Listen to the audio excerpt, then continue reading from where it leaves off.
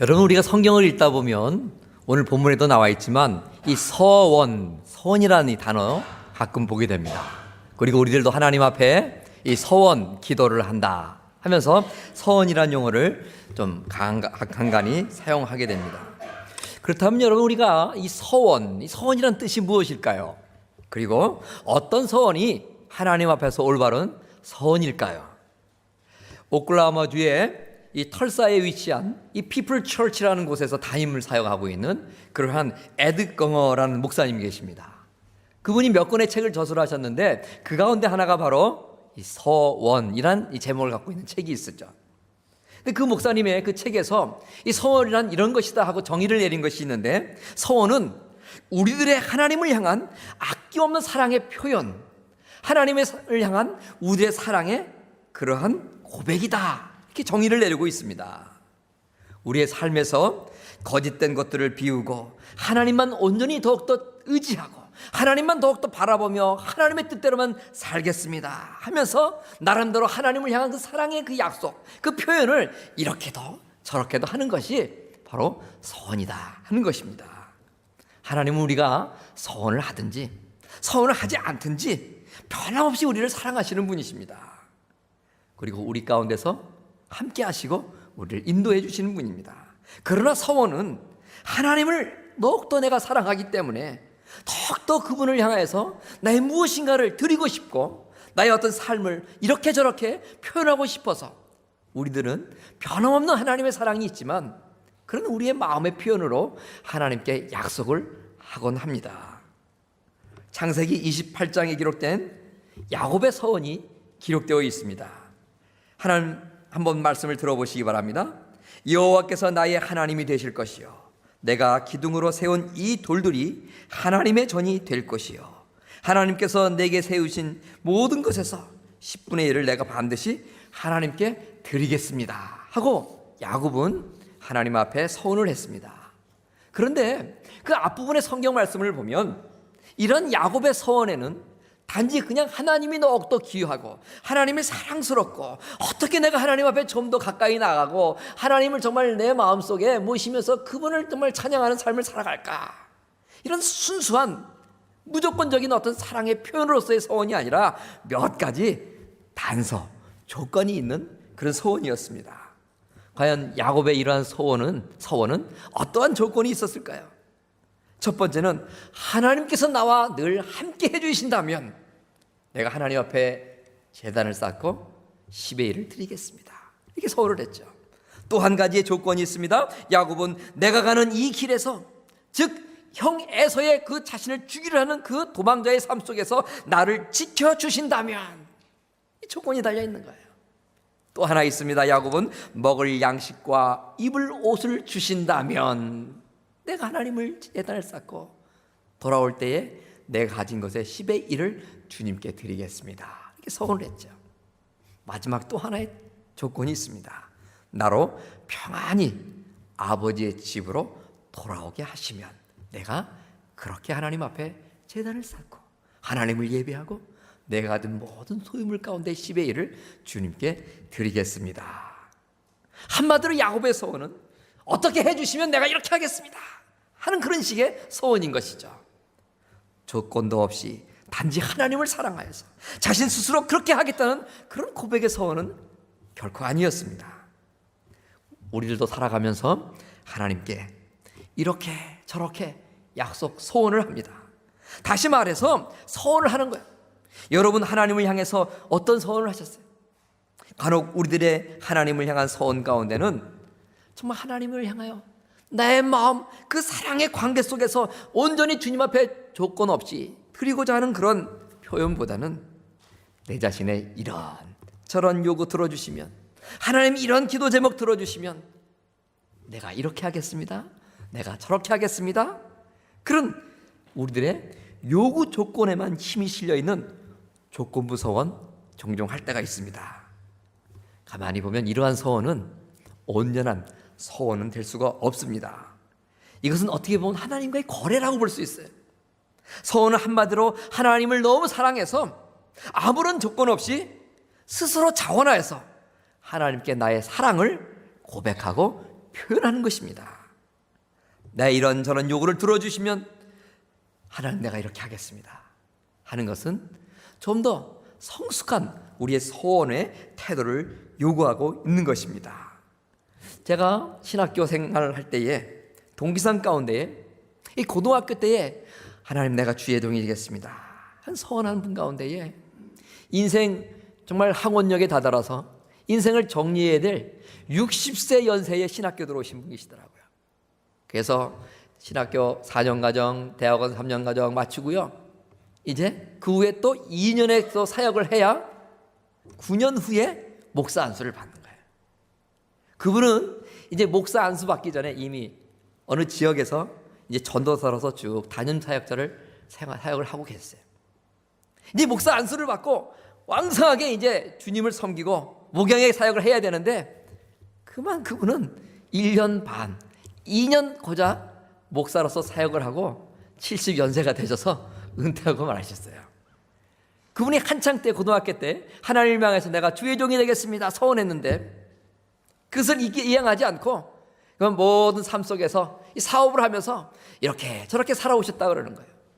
이래도 저래도 사업은 잘 됐는데 이상하게 그걸 늘 마음 한구 속에는 뭔가 불편한 마음이 있고 뭔가 마음이 편치 않았다. 그럼 나중에 말씀하시는 것을 제가 들어보았습니다. 그래서 비록 인생의 황혼의 시기였지만 마침내 신학의 길을 걷게 되었고 이렇게 2년 동안 안수를 받고 목회하시다가 충청도 음성에서 이제 은퇴를 하셨습니다. 여러분 가운데 혹시라도 하나님께 약속, 소원하시고 이행치 않은 것 있는지 모르겠어요. 그래서 무엇을 해도 방금 소개시켜드린 그런 신학교 가지 않았던 소원을 했지만 그 목사님처럼 늘 마음 한구석에 찜찜한 마음이 남아있는지 그것도 모르겠어요. 우리가 하나님 정말 우리 자녀의 앞길을 이렇게만 인도해 주신다면 내가 이렇게 하나님 앞에 쓰임 받겠습니다. 하나님 저의 사업을 이번만 어떻게 번성케 해주신다면 하나님 내가 이렇게 주님 앞에 충성하겠습니다. 하나님 저의 이민생활 가운데 이렇게만 인도해 주신다면 내가 하나님 앞에 저렇게 이렇게 충성을 하겠습니다. 하나님 이번 일만 잘 해결해 주시면 내가 이렇게 저렇게 주님 앞에 일을 하겠습니다. 그런 소원들 있을 수 있다는 것이죠.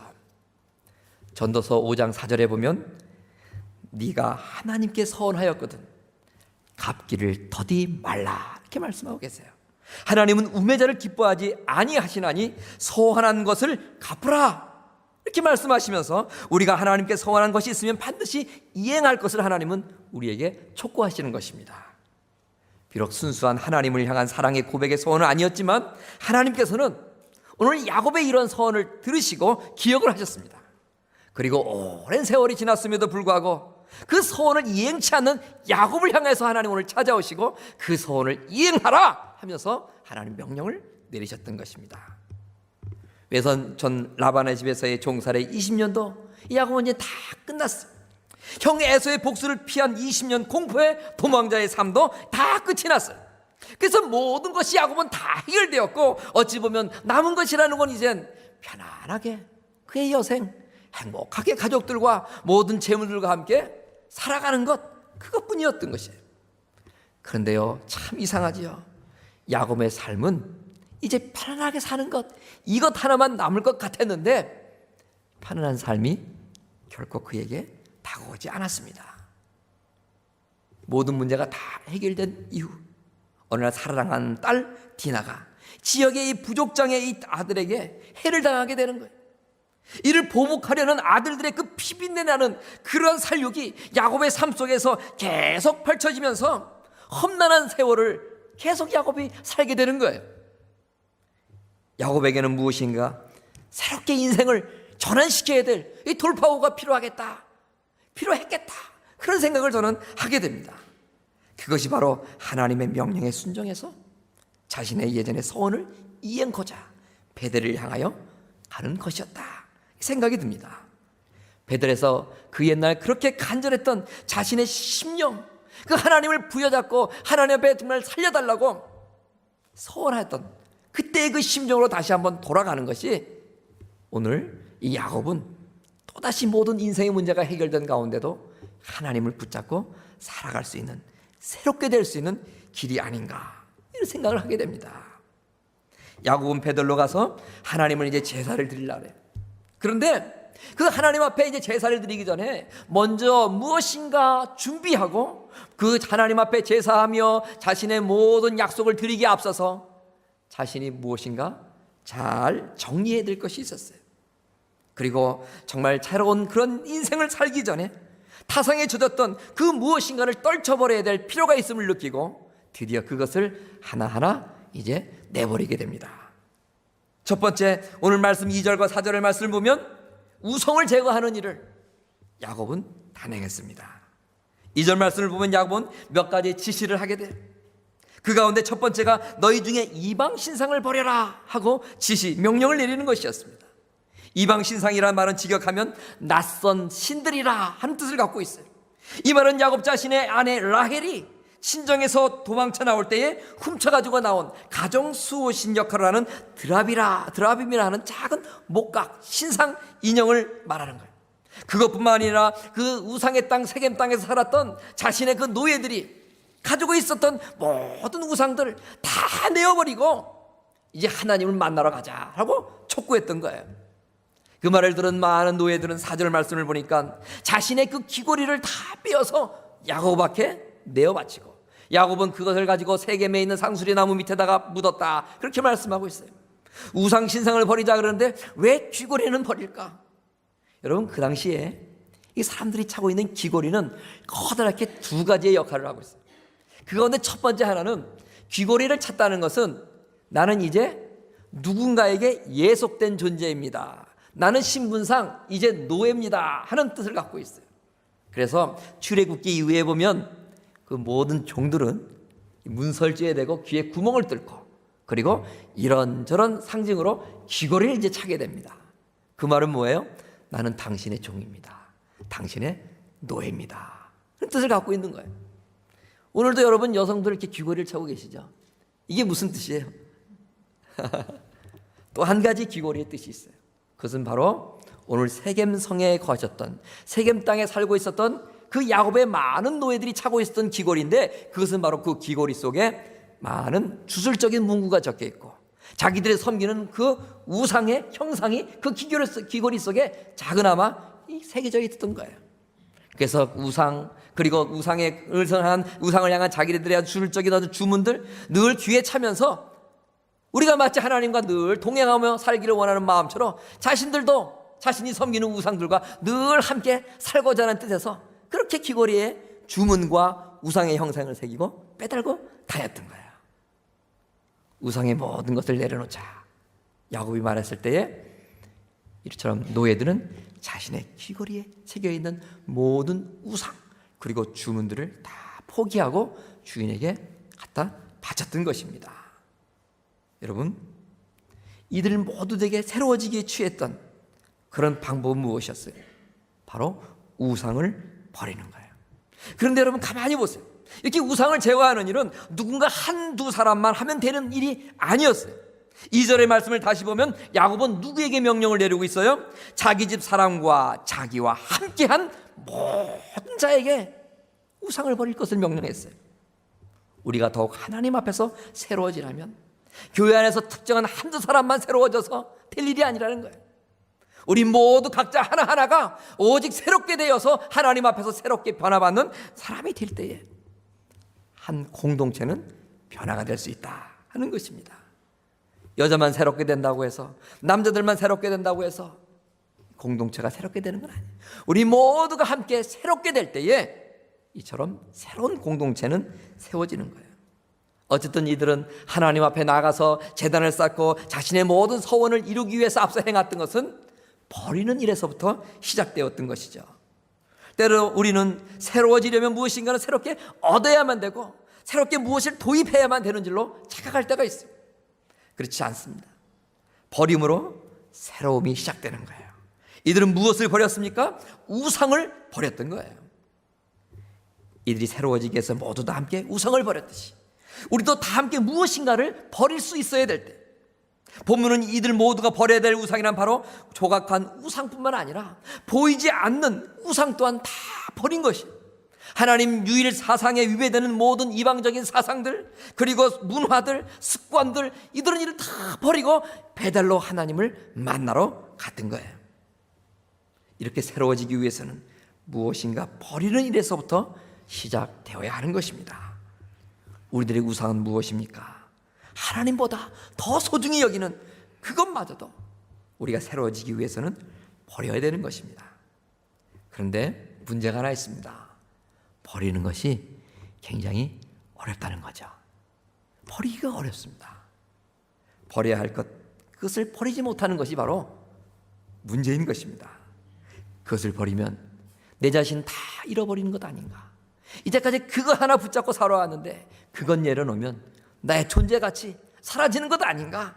위기감을 갖고 내려놓지 못하는 거예요. 영국의 시인 가운데 윌리엄 월즈워드가 쓴 이런 시가 있습니다. 황량하고 거친 산속에 살고 있는 새 한 마리가 있었다. 어느 날 들에 나갔다가 그 새는 폭풍을 만났다. 그 새는 자기의 둥지를 떠나지 않기 위해서 온 힘을 다해서 자신의 그 둥지가 있는 산을 향해서 날아가려고 날개를 허죽였다. 자기가 태어나 살고 있는 산을 떠나면, 자신의 둥지를 떠나면 자신은 죽을 것만 같아서 안간힘을 다 썼으나 결코 그는 자신의 둥지가 있는 산을 향하여 날아갈 수가 없었다. 폭풍을 이기고 날아갈 수가 없었다.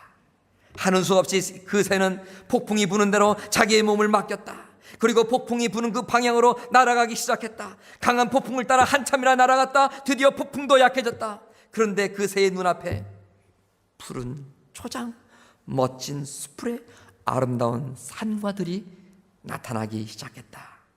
과거에 자기가 살던 거친 수풀의 산과는 비교가 될 수 없는 훌륭한 멋있는 수풀, 멋진 산이 그 새 앞에 펼쳐지기 시작했다. 여러분, 우리가 갖고 있는 그 무엇인가, 그것마저도 내려놓을 때에 우리의 심령은 새롭게 되고 하나님 앞에서 새로운 인생으로 살아갈 수 있는데, 때로는 그것을 내려놓기가 어렵다는 거예요. 그것 놓으면 마치 이 새와 같이 자기의 둥지를 잃어버리고 자기가 둥지가 있는 그 산을 잃어버릴 것 같은 그런 위기 속에서 내려놓지 못하지만, 그것마저 내려놓을 때 하나님께서는 전혀 생각하지 못하고 전혀 보지 못하고 전혀 예측하지 못했던 또 다른 우리의 인생길을 예비해 주신다는 것을 우리는 바라볼 수 있게 되는 것입니다. 오늘 야곱은 두 번째로 자기 집사람과 자기와 함께한 모든 자에게 명령한 것이 있었어요. 그것은 뭔가? 자신을 정결케 하고 의복을 바꿔 입으라 하는 것이었습니다. 이들이 정결케 해야 됐던 자신들은 지금 어떤 것이 있었습니까? 어떤 일들이 있던 자들이었습니까? 이들은 조금 전까지 자신들의 누이 디나를 폭행한 세겜 족속을 적혈했던 상황이었어요. 다시 말해서 한 족속 부족과 전쟁을 치르고 났던 그런 직후였습니다. 그래서 한마디로 그들의 겉옷엔 그 세겜 족속을 제거하면서 그 튀어오르는 그 많은 핏빛, 그 피가 옷에 여전히 묻어있고 그 젖어있는 피조차도 아직 마르지 않고 있는 상황이었어요. 피가 옷에 묻어있는 상황, 그 피린내가 사라지지 않는 상황이 바로 이들에게 있었던 상황이었어요. 그래서 몸을 청결히 해야 됐고 의복을 바꿔 입어야만 됐어요. 피비린내는 그 모습을 가지고 피로 있는 젖어있는 그 옷을 입고 하나님 앞에 어떻게 갈 수 있으며 하나님 앞에 어떻게 제단을 쌓고 하나님 앞에 예배할 수가 있었겠습니까? 또한 이들의 마음속에는 아직도 사그라들지 않는 분노가 남아 있었습니다. 여동생 디나를 폭행한 것에 대한 보복으로 세겜 족속을 다 죽인 그 미움, 그리고 살인의 두려움이 이들의 내면에 아직도 잠식해 있었던 것입니다.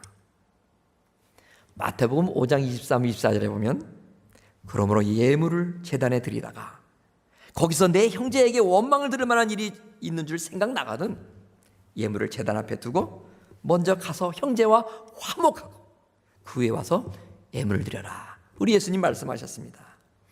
분노, 잔인함, 폭행, 미움, 시기, 질투, 이 마음속에 이런 것이 깊이 남아있는 상태에서 어떻게 새롭게 될 수가 있겠습니까?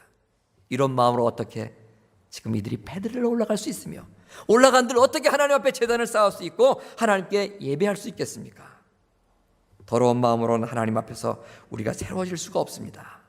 누군가를 미워하는 마음으로도 변화될 수 없고요. 누군가를 시기하고 질투하는 마음을 지닌 상태에도 하나님 앞에서 결코 새로워질 수가 없습니다. 원수가 펴는 보복심 가지고 새로워질 수 없죠. 자신의 이익을 위해서 누군가를 이용하고 속이려는 예전 같은 야곱 같은 마음, 그 모습 떨쳐버리지 않고는 하나님 앞에서 야곱 새로워질 수가 없었던 것입니다. 오직 청결한 마음만이 하나님 앞에서 새롭게 될 수 있는 것입니다. 오늘 야곱은 이것을 알았기 때문에 자신을 포함한 모든 식솔들에게 정결케 하라 명령을 내렸던 거예요. 여러분, 그러면 우리가 자신을 정결케 한다는 말씀, 이게 무슨 뜻이 있을까요? 본래의 원어상으로 살펴보면 이 정결케 한다는 말씀은 몇 가지 뜻이 있는데 그 가운데 하나는 밝게 한다라는 뜻을 갖고 있습니다. 마음의 어두움을 없애고 밝혀야 된다는 거예요. 우리의 심령을 여러분 어떻게 밝힐 수 있어요? 성령님의 조명을 받을 때 우리의 심령이 밝아질 수 있어요. 하나님의 말씀의 빛을 받을 때 우리는 밝아질 수 있어요. 우리가 주 안에 거둘 때 그 주님의 밝음으로 인하여 모든 어둠은 자연히 사라질 수 있는 것입니다. 또 한 가지 우리가 정결케 한다 할 때에 그 뜻 가운데에 이런 뜻이 있어요. 어떤 뜻인가? 순수하게 돼야 된다는 거예요. 순수해진다. 여러분, 금 좋으시죠? 골드. 금은요, 참 이렇게 다른 금속에 비해서 굉장히 물르죠. 그래서 우리들이 주로 사용하는 반지 이런 것들 가장 평범하게 사용되는 그 순도가 대략 어느 정도 되는지 아세요? 여러분 18캐럿이라는 말 많이 들어보셨을 거예요. 여러분 금반지 있으면 이렇게 보세요. 한번 이렇게 보시면 거의 썩혀 두 장으로 찍혀 있을 겁니다. 순도 몇 퍼센트에서 몇 K다, 몇 캐럿이다. 여러분 18K 이 정도 되면 어느 정도 이 금 조각사가 마음대로 조각할 수 있고 또 이렇게 그 폼이 변형되지 않는 그런 내구성과 견고함이 이제 유지가 됩니다.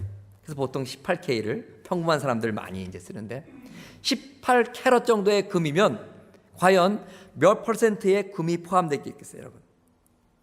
75%의 순금이 함유된 상태를 18캐럿이라는 거예요. 그러면 금괴 99.9%의 그 순도 높은 금괴. 그 금괴는 여러분 혹시 아세요? 몇 캐럿이라고 부르시는지? 24캐럿입니다.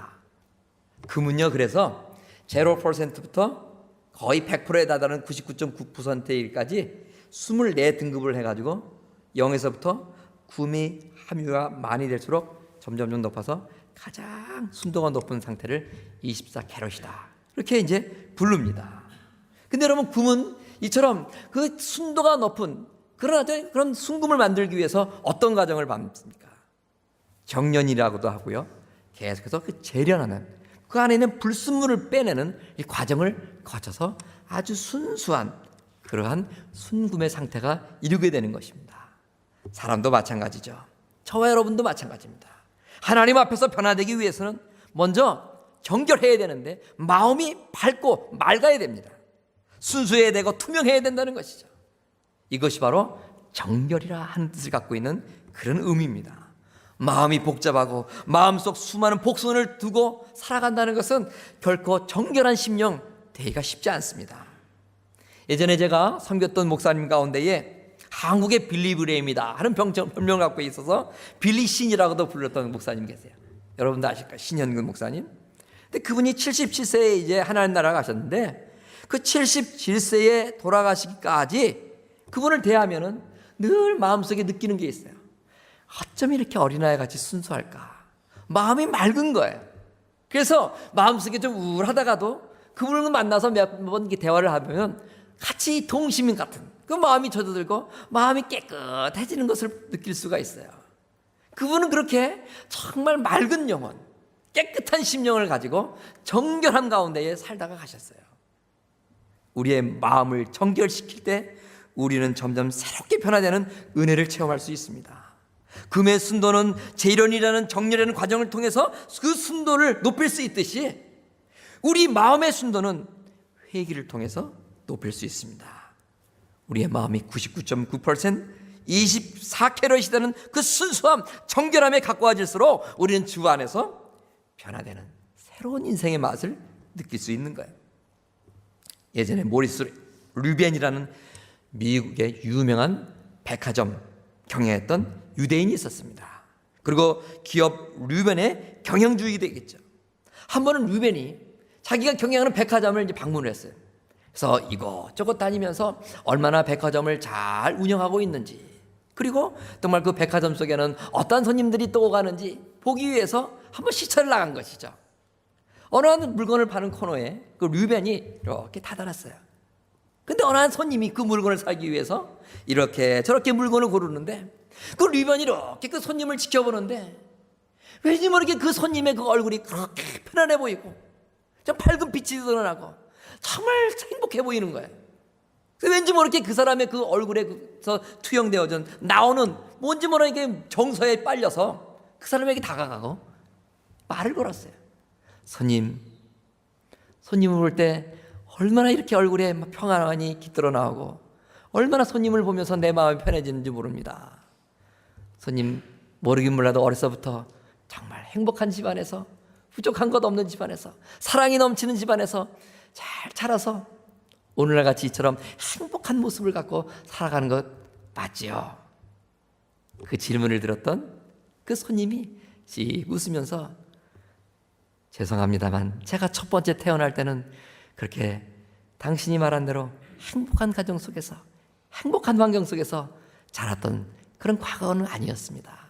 그러나 당신이 말한 대로 내가 이렇게 행복하게 당신한테 비춰줄 수 있는 이유는 바로 이겁니다. 그것은 바로 내가 두 번째 태어난 이후로 그런 삶이 가능했던 것입니다. 이 유택의 이 거부 르벤이 이 손님의 이야기를 듣고 이 두 번째 태어난다, 그 이야기가 무엇인가 고민하다가 마침내 바로 예수 그리스도를 영접한 그 본 어겐을 두 번째 태어났다 하는 것을 깨달았어요. 그는 이제까지 수없이 많은 그런 사업을 갖고 있고 거부로 살아갔지만 마음속에 늘 한 구석에 늘 평안이 없었고 늘 마음속이 무거웠던 거예요. 그래서 나도 어떻게 저 손님과 같이 맑은 모습으로 살아갈 수 있을까? 그 이후부터 고민하면서 마침내 유대인이었지만 예수 그리스도를 영접하고 크리스찬으로 삶을 살아가게 되는 거예요. 예수를 믿으면서 정말 하나님 안에서, 예수 안에서 살아가는 것이 정말 복되다는 것을 깨닫고 더욱더 자기가 가진 재산을 가지고 정말 주님을 위하여 사용하고 많은 사람들을 위하여 섬기고 베푸는 삶을 살기 시작했어요. 그런데 한번 문제가 생겼습니다. 함께 결혼했던 유대인 아내, 그 아내가 어느 날 그 남편 루벤을 향해서 브레이크 거는 거예요. 당신이 그 개종한 것 내려놓고 다시 유대인으로서의 삶을 살아가지 않는다면 나는 더 이상 당신하고 살지 않겠습니다. 마침내 그 아내는 떠나버리고 말아요. 그런가 하면 그의 형제가 몇 명이 있었는데 형제들이 찾아와서 너 기독교 신앙 버려라, 다시 유대인 우리의 그 본래의 그런 삶이 있음을 깨닫고 돌아와라 얘기를 하는 거예요. 근데 거절을 했어요. 어느 날 갑자기 밤에 괴한들이 그 루벤을 습격해서 자기가 정신을 차리고 눈을 떠보니까 웬 이상한 사람들이 모여있는 곳에 자기가 있는 거였어요. 좀 더 정신을 차리고 보니까 자신이 정신병 안에 갇혀 있는 거예요. 아마도 형제들이 그 괴한들을 통하여서 그렇게 자신을 억류시키고 협박을 하는 거예요. 정신병 안에 있는데 언젠가 또 그 형제가 또 찾아와서 사랑하는 그 르벤이라는 동생에게 다시 유대인의 삶을 돌이킬 것을, 그 믿는 예수를 버릴 것을 회유를 합니다. 그렇게만 하면 내가 너에게 갖고 있는 그 재산에다가 더 많은 재산을 주고 너의 삶을 더욱더 윤택할 수 있도록 내가 보장해 주겠다. 그러나 그 르벤은 거부를 했어요. 그 일정한 기간 억울하지만 그 정신병 안에서 살다가 퇴원을 하고 더욱더 자기가 맞는 예수, 그 자기의 정말 삶 속에 함께 하시는 그 예수님을 위해서 더욱더 뜨겁게 헌신하면서 자기가 갖고 있는 재산 다 주님을 위해서 복음 전도자로서의 삶을 살아가게 됐던 거예요. 유대인 형제 모리스 류벤은 주 안에서 새로운 인생을 살기 위해서 온갖 부와 명예 그리고 유대인으로서 누릴 수 있는 온갖 기득권을 다 내려놓았던 것이죠. 심지어 가족으로부터의 사랑마저도 그는 포기했던 거예요. 그리고 그러한 하나님께 자신의 마음을 정결케 하면서 순수한 마음으로 더욱더 하나님을 사랑하며 살아갔던 거예요. 야곱은 베델에서의 새로운 삶을 준비하면서 의상을 버리고 의복을 바꿔 입고 자신의 심령을 정결케 해야만 했던 거예요. 주 안에서 늘 우리 또한 새로운 인생 살아가기를 원합니다. 그렇다면 그 새로운 삶을 위해서 우리는 무엇을 버려야 될까요? 우리가 갖고 있는 우상, 하나님보다 더욱더 소중히 여겨서 때로는 하나님도 더 양변을 할 수 있고 하나님도 뒷전에 미룰 수 있지만 이것만은 내 인생에 있어서 뒷전으로 미룰 수 없고 이것만은 내 손에서 내려놓을 수 없고 이것만은 인생에서 포기할 수 없는 그것마저도 내려놓을 때 풍랑을 만나서 두려움에 떨었지만 전혀 예기치 못한 새산과 아름다운 들, 아름다운 둥지를 짓고 살아갈 수 있는 그런 초장을 만났던 그 새처럼 우리 또한 하나님의 인도하심 속에 새로운 신천지를 발견할 수 있게 되는 것입니다. 하나님 앞에서 내가 버려야 될 어떤 기호, 오래된 나의 버려야 될 습관, 이것도 때로는 하나님 앞에 내려놓을 수 있어야 됩니다. 그리고 우리의 마음속에 더욱더 주님을 향하여 청결한 마음을 가질 수 있어야 돼요. 예수 그리스도는 하늘나라 하나님 우편에서 얼마든지 명예와 권세를 누리며 지낼 수 있었죠. 그러나 더욱더 우리의 모든 세상을 사랑하시고 우리의 모든 인생을 새롭게 하시기 위해서 예수 그리스도는 그 높은 권세의 자리를 포기하시고 낮고 천한 이 땅에 오셔서 정말 모든 사람의 능력을 받는 그러한 사람들의 마음속에서 버림받는 그런 자리에 오셨던 거예요. 오직 하나님 앞에서 하나님께 받은 그 사명만을 가슴속에 담고 마음속에 모두 있는 번뇌와 모든 갈등을 다 내려놓고 골고다 언덕을 향하여 십자가를 지고 가실 수 있었고 그 언덕에서 살 찢기시고 피 흘리실 수 있었던 것입니다. 너희는 유혹의 욕심을 따라 썩어져가는 구슬을 쫓는 옛사람을 벗어버리고 오직 심령으로 새롭게 되어 하나님을 따라 의와 진리의 거룩함으로 지으시를 받은 새 사람을 입으라 이렇게 말씀하고 있습니다. 오늘 야곱이 하나님 만나기 위해서 자신의 우상을 내려놓고 자기의 심령을 정결하게 했던 것처럼 우리가 더욱더 새로운 사람으로 더욱더 성숙한 사람으로 인생 살아가기 위해서 우리도 무엇인가를 내려놓고 버릴 수 있어야 돼요. 때로는 하나님보다 더 귀하게 여기는 그 무엇이 있다면 그것마저도 내려놓을 수 있는 그런 야곱과 같은 그런 삶 살아갈 때에 우리 또한 전혀 살아보지 못한 하나님의 인도하심 속에서의 그 펼쳐진 멋진 새 인생 살아가게 될 줄 믿습니다.